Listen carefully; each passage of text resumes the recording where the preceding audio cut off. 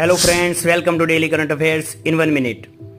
સંયુક્ત રાષ્ટ્ર સુરક્ષા પરિષદે ઇઝરાયલ અને ગાઝા વચ્ચે યુદ્ધ વિરામ માટે અમેરિકાની પ્રસ્તાવિત યોજનાને મંજૂરી આપી દીધી છે. કેદીઓની અદલાબદલી કરવામાં આવશે અને આ યોજના 3 તબક્કાની અંદર હશે. લદ્દાખની અંદર 25મા કારગિલ વિજય દિવસની ઉજવણી શરૂ થઈ ગઈ છે અને તેના ભાગરૂપે મુખ્ય ભૂમિકા ભજવનાર 101 રેગ્યુલર ફોર્સના બાઇકર્સના જૂથનું ઉષ્માભર્યું સ્વાગત કરવામાં આવ્યું હતું.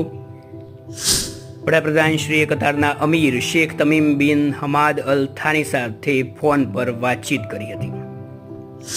આજથી 10 દિવસ બાદ 21 જૂને વિશ્વ 10મો આંતરરાષ્ટ્રીય યોગ દિવસ ઉજવશે.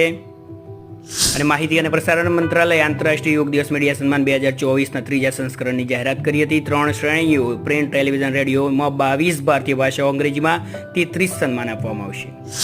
અટલ ઇનોવેશન મિશન અટલ ટિંકરપ્રેન્યોર 2024 માટે ફ્લેગશિપ સમર બુટ કેમ્પ માટેની અરજીઓ શરૂ થઈ ગઈ છે.